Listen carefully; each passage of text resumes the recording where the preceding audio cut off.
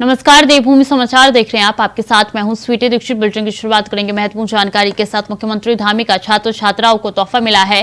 भोजन भत्ते में की गई है दोगुनी बढ़ोतरी। शिक्षा सचिव की ओर से जारी किए गए हैं आदेश। विद्यालय में पढ़ने वाले छात्रों को मिलेगा अब लाभ। भोजन भत्ते में की गई है दोगुनी बढ़ोतरी। अहम जानकारी आप तक पहुंचा रही है। जहां सरकारी भोजन भत्ते में दोगुनी बढ़ोतरी की गई है, स्कूल में जो भोजन भत्ता होता है उसको लेते हुए दोगुनी बढ़ोतरी यहाँ पे कर दी गई है। भोजन भत्तों में दोगुनी बढ़ोतरी के कारण छात्र छात्राओं को लाभ मिला है। तो बता दें कि शिक्षा सचिव की ओर से यह आदेश जारी किए गए हैं। विद्यालयों में पढ़ने वाले छात्रों को अब लाभ मिलेगा। तो महत्वपूर्ण जानकारी आप तक पहुंचा रहे हैं। शिक्षा सचिव की ओर से यह आदेश जारी कर दिए गए हैं। अब एक ज्यादा जानकारी के साथ जुड़ चुके हैं। अभी आप देखिए, दोगुनी भत्ता जो है वो बढ़ा दिया गया है भोजन में। बिल्कुल, ये मुख्यमंत्री की तरफ से बड़ी सौगात यहाँ पर छात्रों के लिए दी गई है, जिसमें खासतौर पर मुख्यमंत्री पुष्कर सिंह धामी ने कहा कि जो आवासीय जो विद्यालय है, चाहे आपका नवोदय विद्यालय हो या जो बालिका जो छात्रावास होते हैं वहां पर है, उनको जो दैनिक भत्ता जो यहाँ पर मिलता था, उनको भोजन भत्ता जो यहाँ पर मिलता था, उसको बढ़ाने का काम यहाँ पर किया गया है। क्योंकि मुख्यमंत्री पुष्कर सिंह धामी चाहते हैं कि जो राज्य की प्रतिभाएं हैं, राज्य के जो युवा हैं, उन्हें पौष्टिक आहार यहाँ पर मिल सके, उनका सर्वांगीण विकास यहाँ पर हो सके, और उसके लिए ये कदम उठाना बहुत जरूरी था। और उसके लिए बाकायदा कह सकते हैं कि मुख्यमंत्री के इस निर्देश के बाद जो शिक्षा सचिव है, उन्होंने इसके आदेश यहाँ पर जारी कर दिए गए।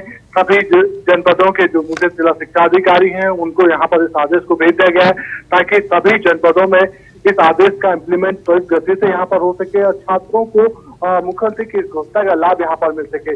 क्योंकि अभी तक जो शिकायतें यहाँ पर मिल रही थी कि जो आवासीय जो विद्यालय है, यहाँ पर जो छात्र रहते हैं, उनका जो दैनिक भत्ता यहाँ पर दिया जाता था, उनको जो पैसा खर्च यहाँ पर किया जाता था, उसकी संख्या यहाँ पर कम थी। तो ऐसे में जो पौष्टिक आहार या फिर जो दूसरी जो गतिविधियां होती थी, वो सीमित संसाधन में यहाँ पर करनी पड़ती थी, जिससे छात्रों का सर्वांगीण विकास को लेकर काम नहीं हो पा रहा था। लेकिन अब मुख्यमंत्री के इस आदेश के बाद ये समझा जा सकता है कि जो छात्र जितने भी आवासीय विद्यालयों में रहने वाले पढ़ने वाले छात्र हैं, उनको एक बजट यहाँ पर मिल पाएगा।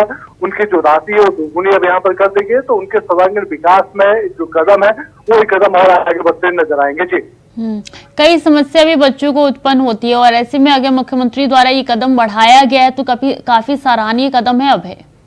बिल्कुल, इसे इस रूप में भी समझा जा सकता है कि मुख्यमंत्री पुष्कर सिंह धामी का युवाओं के प्रति, खासतौर पर जो छात्र हैं, छात्रों के प्रति विशेष लगाव यहाँ पर रहा है। पिछले दिनों ये कह सकते हैं कि जब मुख्यमंत्री पुष्कर सिंह धामी का जन्म दिवस का कार्यक्रम थे, तो कई ऐसे विद्यालयों में कार्यक्रम भी यहाँ पर आयोजित किए गए थे, जब मुख्यमंत्री ने वहाँ पर अपना समय भी बिताया था, उन छात्रों के साथ समय बिताया था जो आवासीय विद्यालयों में रहते हैं। और मुख्यमंत्री पुष्कर सिंह धामी शुरू से ही चाहते थे कि राज्य के सर्वांगीण विकास के लिए राज्य में युवा है, खासतौर पर जो अभी छात्र जो पढ़ रहे हैं, उनको अगर अच्छी एजुकेशन यहाँ पर दी जाती है, उनके सर्वांगीण विकास के लिए जो सरकार कदम उठा रही है उसका बेहतर तरीके से काम किया जाता है, तो फिर उसके परिणाम और ज्यादा यहाँ पर देखने को मिलेगा। राज्य में जो विकास की जो रफ्तार होगी भविष्य में और तेज यहाँ पर होगी, क्योंकि जब छात्रों का सर्वांगीण विकास होगा तो जरूर और राज्य के हित के लिए ऐसे निर्णय यहाँ पर लेंगे, ऐसे पदों पर बैठ के राज्य के विकास के लिए काम यहाँ पर करेंगे, ताकि राज्य को उसका लाभ यहाँ पर मिल सके।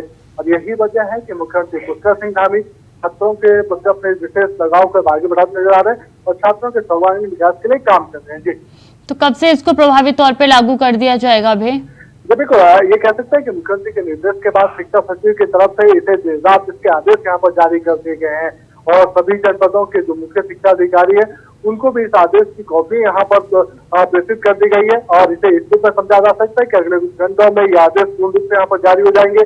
जब शिक्षा सचिव की तरफ से आदेश यहाँ पर जारी कर दिए गए तो इसी माह से उन छात्रों को जो भत्ता है वो दुगुना भत्ता यहाँ पर मिलना शुरू हो जाएगा, और छात्रों के जो विकास की बात की जा रही उसको भी इम्प्लीमेंट होता हुआ उसमें भी नजर आएगा। जी, बच्चों से क्या आपकी बात हुई है, छात्र छात्राओं से, उनका क्या कुछ कहना, कितने उत्सुक नजर आ रहे हैं? लेकिन अगर छात्रों की अगर हम बात करते हैं तो जो आवासीय छात्र हैं, जो आवासीय विद्यालय में पढ़ने वाले छात्र हैं, वो मुख्यमंत्री के इस फैसले से काफी संतुष्ट नजर आ रहे हैं। खासतौर पर स्कूल का जो प्रबंधन है वो मुख्यमंत्री के इस फैसले से बड़ा उत्साहित यहाँ पर नजर आ रहा है, क्योंकि सीधे तौर पर ये कह सकते हैं कि मुख्यमंत्री के इस निर्णय के बाद जो विद्यालयों को जो बजट यहाँ पर मिलता था, आवासीय विद्यालयों को, उस बजट में बढ़ोतरी होगी। छात्रों का जो क्वालिटी एजुकेशन थी, जो छात्रों को जो सुविधाएं वहाँ पर दी जाती थी, चाहे भोजन की व्यवस्थाएं या रहने की जो दूसरी सुविधाएं, उसमें और बढ़ोतरी यहाँ पर होगी। तो छात्र उन सब चीजों का, छात्रों को उसका सीधा लाभ यहाँ पर मिलने लगा। और ये बड़ा, ये कह सकते हैं कि बड़ा सराहनीय कदम, बड़ा सराहनीय पहल मुख्यमंत्री पुष्कर सिंह धामी की इस पहल को कहा जा सकता है। उनके आदेश के बाद जो आवासीय विद्यालय से तस्वीर होगी वो अब और बेहतरीन नजर आएगी। जी ठीक है अभय, बहुत बहुत शुक्रिया आपका तमाम जानकारियों के लिए।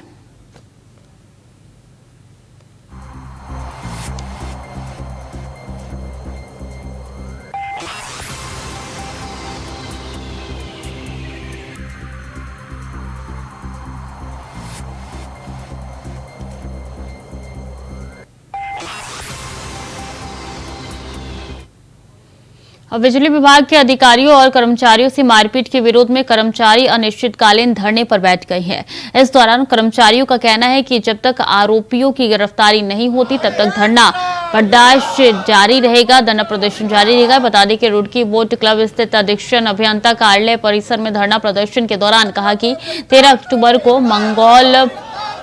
मंगलौर कोतवाली क्षेत्र के मुंडलाना गांव में विद्युत चेकिंग के लिए टीम लगाई गई है, जिसमें उत्तराखंड अधिकारी लंढौरा और अवर अभियंता समेत कई कर्मचारी थे। जहां पर चेकिंग में पाया गया कि उपभोक्ता सुक्रम पाल के द्वारा केबल डालकर विद्युत चोरी की जा रही है, जिससे लाइन स्टाफ द्वारा अतिरिक्त केबल उतारने का प्रयास किया गया तो उपभोक्ता सुक्रम पाल और अन्य व्यक्तियों के द्वारा टीम के साथ अभद्र व्यवहार करते हुए गाली गलौज और मारपीट करनी शुरू कर दी, जिसको लेकर विद्युत कर्मचारी अनिश्चितकालीन धरने पर बैठ गए और आरोपियों की गिरफ्तारी की मांग करने लगे। मामला दिनांक 13 तारीख का है। जैसा कि आपको विदित होगा कि उस दिन हमारी टीम मेरे नेतृत्व में विद्युत चेकिंग करने गई थी गांव बुल्लाना के सिकंदरपुर में। तो चेकिंग करते समय जहाँ ये बात हुई वहाँ पहुँचे, एक एक्स्ट्रा केबल ऊपर से गई हुई थी, उसके लिए नॉक किया गया और दरवाज़ा खुला हुआ था। तो मेरे लाइनमैन और एक मेरी महिला और अभियंता दोनों को मैंने ऊपर भेजा। वो देखते हुए वीडियो बनाते हुए ऊपर गए। उसके बाद जो है उन्होंने उनके साथ अभद्रता करना शुरू कर दी और जो लाइन कर्मी है उसको पकड़ लिया। बीच बचाव में मुझे अंदर जाना पड़ा। तो उसके बाद जो है उन्होंने अपना दरवाजा बंद कर लिया। सर हम घर पर गए थे, उनका हमने गेट खटखटाया, वो वहाँ से लॉक किया उनको, फिर हम ऊपर चेकिंग के लिए गए। वो वहाँ पर उन्होंने देखा, उन्होंने एक्स्ट्रा केबल डाली हुई थी, वीडियो बनाई, हम नीचे आ रहे थे। उन्होंने नीचे जैसे ही हम आए पूरी टीम को बंधक बनाने की कोशिश की। किसी तरह से हम बाहर आए, उन्होंने बाहर आते ही वो जो मोहित है हमारे साथ, उसके साथ मारपीट शुरू कर दी। उसको बचाने के चक्कर में उन्होंने हमारे साथ धक्का मुक्की, गाली गलौज ये सब शुरू कर दिया। उसके बाद उन्होंने वो डंडा उठाया एक, उससे एसडीओ सर और हमारे साथ जो बाकी थे उन सबको मारना स्टार्ट कर दिया। और 2 सितंबर को पार्षदों का कार्यकाल पूरा हो रहा है। बता दें कि ऐसे में अभी तक देहरादून में निकाय चुनाव की तैयारियां तक शुरू नहीं हुई है, जिस पर विपक्ष लगातार सरकार पर सवाल खड़े कर रहा है। इस दौरान कांग्रेस और आम आदमी पार्टी का कहना है कि हार के डर से भाजपा सरकार निकाय चुनाव को लोकसभा चुनाव के बाद कराना चाहती है। तो वहीं विपक्ष को जवाब देते हुए भाजपा के वरिष्ठ नेता देवेंद्र भसीन ने कहा है कि निकाय चुनाव को लेकर उत्तराखंड चुनाव आयोग तैयारी कर रहा है। साथ ही भाजपा नेता देवेंद्र भसीन ने कहा है कि आरक्षण का मुद्दा बहुत महत्वपूर्ण है, आयोग इसके बारे में लगातार काम कर रहा है।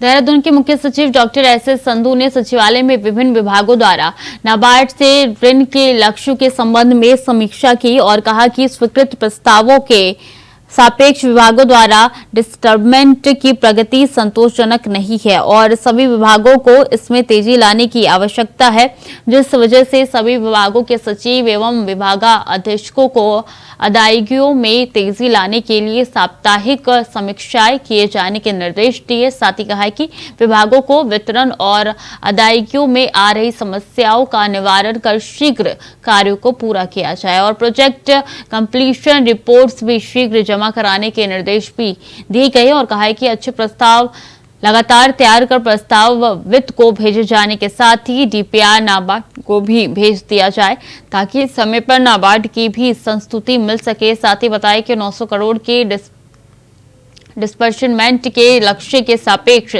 अभी तक विभागों द्वारा मात्र 273.82 करोड़ का डिस्बर्समेंट किया गया है।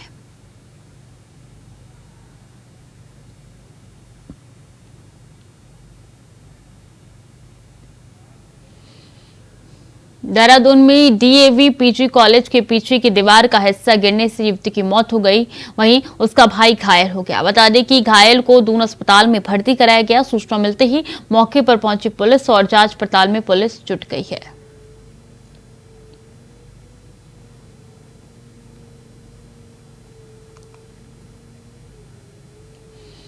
खबर डोईवाला से है, जहां राष्ट्रीय सैनिक संस्था की महिला विंग ने नवरात्रि के शुभ अवसर पर नवदुर्गा एक शक्ति कार्यक्रम का आयोजन किया है। साथ ही वीर शहीदों के परिजनों को सम्मानित किया। बता दें कि कार्यक्रम में महिला विंग राष्ट्रीय सैनिक संगठन के प्रदेश अध्यक्ष सीमा त्यागी और कोऑर्डिनेटर श्वेता राय तलवार के बारे में जानकारी दी और बताया कि कार्यक्रम का मुख्य उद्देश्य प्रदेश में राष्ट्रीय सैनिक संस्था की महिला विंग को आगे बढ़ाना है और प्रत्येक सैनिक परिवार की महिलाओं को इस संस्था से जोड़ना है। राष्ट्रीय सैनिक संस्था की महिला विंग द्वारा आज हम नवरात्रि का पर्व, जिसमें हम देवी दुर्गा के 9 रूपों को पूजते हैं, और ये बहुत ही सिग्निफिकेंट है क्योंकि हम लोगों के लिए हम कहीं तो एक तरफ बच्चियों की, जिन्हें हम जन्म भी नहीं देने देते, उनकी हत्या करते हैं, और उधर हम नवरात्रि का पर्व पूजते हैं। ये एक सवाल मेरे जहन में आ रहा है।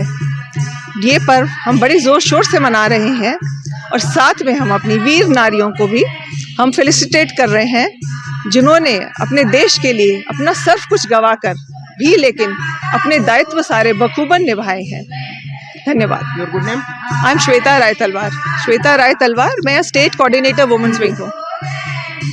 ये राष्ट्रीय सैनिक संस्था का एक प्रोग्राम हमने इसलिए रखा है क्योंकि अभी तक राष्ट्रीय सैनिक संस्था की महिला प्रकोष्ठ का विस्तार नहीं हुआ था। ये मुख्यतः महिला प्रकोष्ठ के विस्तार के लिए हमने कार्यक्रम रखा है, जिसमें कुछ ऐसी महिलाओं को हमने आमंत्रित और सम्मानित किया है जो इस विस्तार को करने में हमारा सहयोग करेंगी। कुछ वीर परिवारों से महिलाएं हैं जिनके परिवारों से कोई ना कोई पुरुष, कोई ना कोई व्यक्ति शहीद हो चुका है। हमारा हमेशा से ये प्रयास रहा है कि उनको किसी न किसी प्रकार से सम्मानित किया जाए, उनका सहयोग किया जाए। तो इस कारण से ये महिला प्रकोष्ठ का विस्तार करने के लिए आज ये प्रोग्राम यहाँ पर किया गया है। मेरा नाम सीमा त्यागी है, मैं राष्ट्रीय सैनिक संस्था की महिला प्रकोष्ठ की प्रदेश अध्यक्ष हूँ। और देहरादून के नगर निगम के ऐप पर शिकायतें हल होने लगी है, जिसको लेकर नगर आयुक्त मनोज गोयल ने बताया कि पिछले दिनों नगर निगम ने अपना ऐप लोगों की सेवा में उपलब्ध कराया था, जिसके माध्यम से अभी तक 100 शिकायतों का निस्तारण हो चुका है। बता दें कि आम जनता घर बैठे मोबाइल ऐप से अपनी समस्याओं को लेकर शिकायत दर्ज कर सकते हैं और उन समस्याओं का जल्द से जल्द समाधान हो। इसके लिए नगर निगम ने 1 अक्टूबर को शिकायत निवारण ऐप की शुरुआत की थी, जिसका मुख्यमंत्री पुष्कर सिंह धामी ने शुभारंभ किया। ऐप को लेकर लोगों में उत्साह भी नजर आने लगा। शिकायतों के निस्तारण के लिए टाइमलाइन तय की गई है। साथ ही इस ऐप के माध्यम से कुछ सेवाएं भी मिलेंगी, जैसे हाउस टैक्स भी लोग जमा कर सकेंगे। इसके अलावा संपत्ति नामांतरण का आवेदन भी कर सकेंगे। इसके साथ ही अन्य कई सुविधाएं भी उठा सकेंगे। नगर निगम के विषय है मुख्यतः साफ सफाई, स्ट्रीट लाइट्स, इन्हीं के संबंध में हमें शिकायतें प्राप्त हो रही हैं और इस पर लगातार हम लोग मॉनिटरिंग कर रहे हैं, उसका निस्तारण करवा रहे हैं। हमारी कोशिश यही है कि समय सीमा के अंदर उसका निस्तारण करवा दिया जाए। हमारे ऐप में यदि कोई शिकायत अगर लंबित ज़्यादा समय रह जाती है तो उसका भी जो है पूरा फ्लैग एक रेज हो जाता है, कलर कोडिंग के माध्यम से भी वो दिखाई देती है। तो लगातार हमारा यही प्रयास है कि जल्दी से जल्दी हम जो भी शिकायत प्राप्त होती है ऐप के माध्यम से करवाएं, ताकि लोगों को सुविधाएं घर बैठे मिल सके। कांग्रेस विधायकों में पीएम मोदी और सीएम धामी की तारीफ करने की होड़ मच गई है। धारचूला से कांग्रेस विधायक हरीश धामी के बाद अब लोहाघाट से कांग्रेस विधायक खुशहाल सिंह अधिकारी ने भी पीएम मोदी और सीएम धामी की जमकर तारीफ की, जिससे सियासत गर्मा गई है। लोकसभा चुनाव से ठीक पहले कांग्रेस विधायकों का पीएम नरेंद्र मोदी और सीएम पुष्कर सिंह धामी का यूं तारीफ करना अब नए संकेत दे रहा है। आपको याद हो कि साल 2022 के विधानसभा चुनाव से ठीक पहले भी कांग्रेस को एक के बाद एक कई बड़े झटके लगे हैं। पूर्व पीसीसी चीफ किशोर उपाध्याय ने भी भाजपा का दामन थामा था और आज वो टिहरी से विधायक है। वहीं कांग्रेस महिला के प्रदेश अध्यक्ष सरिता आर्य ने भी उसी समय कांग्रेस कांग्रेस को बाय बाय करते हुए बीजेपी के पाले में चले गए और उन्हें भी नैनीताल से जीत मिली। अब कांग्रेस के 2 विधायक खुलकर पीएम और सीएम की तारीफ कर रहे हैं, जिससे कांग्रेस के कार्यकर्ताओं का मनोबल गिर रहा है और इससे बीजेपी खुश है और पार्टी के प्रदेश अध्यक्ष भी। वहीं महेंद्र भट्ट की माने तो ये शुरुआत मात्र है, आगे आगे देखिए होता है क्या। मोदी जी का व्यक्तित्व कर्तृत्व ही ऐसा है कि उनकी तारीफ करने से कोई बचेगा नहीं। खास तौर पर मैं दोनों विधायकों का हृदय से आभार व्यक्त करता हूं कि उन्होंने क्षेत्र के विकास में मोदी जी द्वारा किए जा रहे कार्य, माननीय मुख्यमंत्री द्वारा उस क्षेत्र को जो प्राथमिकता दी जा रही है, मानस खंड के पूरे क्षेत्र का आगे विकास की एक किरण जगी है, उसके लिए दोनों विधायकों ने जो समर्थन किया है वो विकास के लिए समर्थन है। राजनीतिक विचारधाराएं अलग अलग हो सकती हैं, लेकिन अच्छे को अच्छा कहने का सामर्थ्य एक कांग्रेस के विधायकों ने जुटाना प्रारंभ कर दिया है और धीरे धीरे अभी शुरुआत है, आगे देखिए होता है क्या क्या। प्रधानमंत्री जी का बहुत बहुत दिल की गहराई से धन्यवाद करता हूं तथा साथ ही माननीय मुख्यमंत्री जी का आभार प्रकट करता हूं कि आप मेरी विधानसभा के समीप जनपद अल्मोड़ा व पिथौरागढ़ में पधारे और लोहाघाट आने का आपका कार्यक्रम किन्हीं कारणों से स्थगित हुआ, परंतु जो पिथौरागढ़ में आपके द्वारा जो संबोधन जनता को किया गया, उसमें जो यहाँ की लोहाघाट विधानसभा के तीर्थ स्थलों की झलक आपके द्वारा, जो जैसे कि अद्वैत आश्रम मायावती पधारने का जो आपका कार्यक्रम था, उसमें आपने अपने संबोधन में माँ बाराही का जिक्र, माँ पूर्णागिरी का जिक्र, वो रीठा साहब के गुरुद्वारे का जिक्र जो आपने नहीं, निश्चित रूप से इस तरह की बयानबाजी कांग्रेस के कार्यकर्ताओं का मनोबल गिराने वाली तो होती ही है, लेकिन वहीं दूसरा पहलू अगर इसका देखें तो हर विधायक को अपने क्षेत्र का विकास चाहिए, अपने क्षेत्र के लिए काम चाहिए और विपक्ष सिर्फ और सिर्फ बुराई करने के लिए या विरोध करने के लिए नहीं होता। यदि हरीश धामी जी के क्षेत्र में कोई अच्छा कार्य हुआ है पुष्कर सिंह धामी जी के कर कमलों के द्वारा, तो वो अपने संस्कार दिखा रहे हैं, उनका धन्यवाद ज्ञापित करके। और मुझे नहीं लगता कि इसमें बहुत ज़्यादा राजनीति खोजी जानी चाहिए या बिटवीन द लाइन्स बहुत रीड करने की कोशिश करनी चाहिए। लोकसभा चुनाव में अब बहुत ज्यादा समय नहीं बचा हुआ है, लेकिन सियासी मुद्दों के बीच अब चुनाव में नए जिलों का गठन का मामला भी गरमाने को तय हो चुका है। सच्चाई है कि सरकारों के स्तर पर आयोग और समिति बनने से लेकर नए जिलों के मानक तय करने से आगे कुछ नहीं हो पाया है। रिपोर्ट देखिए। तो उत्तराखंड में एक बार फिर से नए जिलों का जिन फिर बोतल से बाहर निकला है। वैसे तो नए जिले की गठन की कवायद सिर्फ बैठकों तक सीमित रही। पिछले 15 सालों में जिलों के गठन के लिए बनाए गए आयोग और समिति की 10 से ज्यादा बैठक हो चुकी हैं, लेकिन नए जिलों के गठन का नतीजा सिफर रहा। साल 2011 में तत्कालीन मुख्यमंत्री डॉक्टर रमेश पोखरियाल निशंक के कार्यकाल में 4 नए जिलों के गठन की अधिसूचना जारी कर दी गई थी, लेकिन राज्य में नए जिलों के गठन के लिए प्रयास 2009 से शुरू हो चुका था। साल 2009 में मुख्य राजस्व आयुक्त की अध्यक्षता में समिति बनाई गई। साल 2012 में अध्यक्ष राजस्व परिषद के अध्यक्ष में दोबारा समिति बनाई गई। 2011 में जिला पुनर्गठन आयोग बना दिया गया। समिति को प्रस्ताव विचार कर उसकी रिपोर्ट आयोग को देने के लिए कहा गया। इतना ही नहीं, नए जिलों के गठन के मुद्दे पर 23 जनवरी 2013 को आयुक्त गढ़वाल की अध्यक्षता में गठित समिति की बैठक शुरुआत हुई और बैठकों के दौर चलते रहे। इतिहास के पन्ने को पलटें तो नए जिलों की कहानी सिर्फ फाइलों तक ही सीमित रही। साल 2011 में निशंक सरकार ने लिया फैसला। कोटद्वार, यमुनोत्री, रानीखेत, डीडी घाट नए जिलों का ऐलान। यमुनोत्री की 1,38,559 प्रस्तावित आबादी तय हुई। यमुनोत्री में 3 तहसील, 3 विकास खंड, 2 थाने, 35 पटवारी तय हुए। कोटद्वार में 3,24,122 आबादी का प्रस्ताव था। कोटद्वार में 5 तहसील, 6 ब्लॉक, 7 थाने और 109 पटवारी तय हुए। रानीखेत में 3,28,621 की आबादी का प्रस्ताव था। रानीखेत में 5 तहसील, 6 ब्लॉक, 4 थाने और 120 पटवारी तय हुए। डीडीहाट में 1,52,227 की आबादी, 3 तहसील, 3 ब्लॉक, 9 थाने और 54 पटवारी तय हुए। 2017 में 4 और नए जिलों को बनाने की कसरत शुरू हुई। 2017 में काशीपुर, ऋषिकेश, रुड़की और रामनगर के नाम शामिल हुए। जिलों के गठन को लेकर भाजपा ने अपनी सरकार की तारीफ की है और कहा कि अगर नई और छोटी प्रशासनिक इकाइयों का अगर किसी सरकार ने समर्थन किया है तो बीजेपी की सरकार रही। इसलिए अगर नई प्रशासनिक इकाइयों की जरूरत पड़ती है तो बीजेपी सरकार उस दिशा में भी काम करेगी, जबकि कांग्रेसी नए जिलों के गठन को लेकर बीजेपी सरकार पर ही जुबानी हमला करते हुए नजर आ रही है। राज्य की जो प्रशासनिक इकाइयां हैं वो अभी अच्छे ढंग से काम कर रही हैं, सफलतापूर्वक काम कर रहा है। कहीं भी प्रशासनिक व्यवस्थाओं में कहीं कोई दिक्कत और परेशानी नहीं है।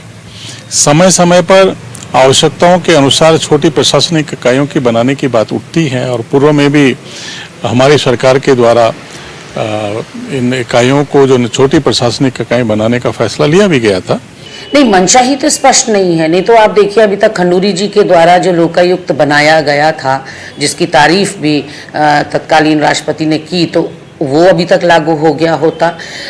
अगर जिले बनाने की मंशा थी तो अपने ही पूर्व मुख्यमंत्री निशंक जी के द्वारा जो एक पावन दिन पर 15 अगस्त को घोषणा की गई थी 4 जिलों की, वो अभी तक मूर्त रूप ले चुके होते। यानी कि भाजपा तो अपने ही प्रेडिसेसर्स, अपने ही पूर्वजों को, अपने ही मुख्यमंत्रियों की घोषणाओं को पूरा करने में विश्वास नहीं रखती। हर मुख्यमंत्री आता है और वो अपना श्रेय लेना चाहता है। नए जिलों का मामला लोकसभा चुनाव और विधानसभा चुनाव आते ही उठने लगता है, मगर हर बार ये मुद्दा सिर्फ सियासी मुद्दा बनकर ही रह गया।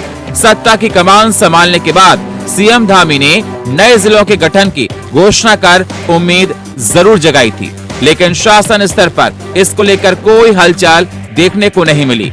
ऐसे में सवाल ये कि जिलों का जिन क्या सिर्फ सियासत का खेल है और कुछ नहीं। देहरादून से अभय कैथुरा की रिपोर्ट, इंडिया वॉइस के लिए।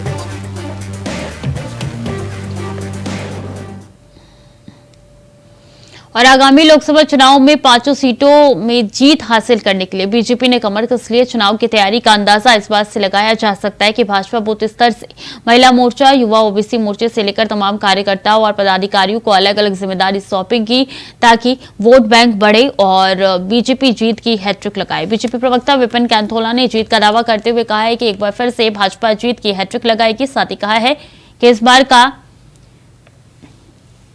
जो चुनाव है वो 5-0 में ही रहेगा, यानी भाजपा का साफ तौर पे कहना है कि बीजेपी की 5 सीटों पे जीत हासिल होगी। प्रधानमंत्री जी की रैली जिस प्रकार से सफल रैली रही, जिस प्रकार से आप देख सकते हैं कि बड़ा जनता का हुजूम, मातृशक्ति हो, युवा शक्ति हो, वहाँ के लोग हों, तमाम लोगों ने जिस प्रकार से प्रधानमंत्री जी को सुनने के लिए, देखने के लिए ललायित। मैं कह सकता हूँ कि 2024 का जो हमारा चुनाव है वो हम फतेह करने वाले हैं। और जो 5-0 का जो ट्रैक रिकॉर्ड है उत्तराखंड में, 5 भारतीय जनता पार्टी, 0 कांग्रेस, उसकी हैट्रिक हम बनाने वाले। इसी हैट्रिक से घबराई हुई कांग्रेस है। कांग्रेस के पास न नेता है, न कांग्रेस के पास विजन है, न कांग्रेस के पास ढूंढे से प्रत्याशी है। तो फिलहाल के लिए देवभूमि समाचार में इतना ही। खबरें लगातार जारी है, देखते रहे इंडिया वॉइस।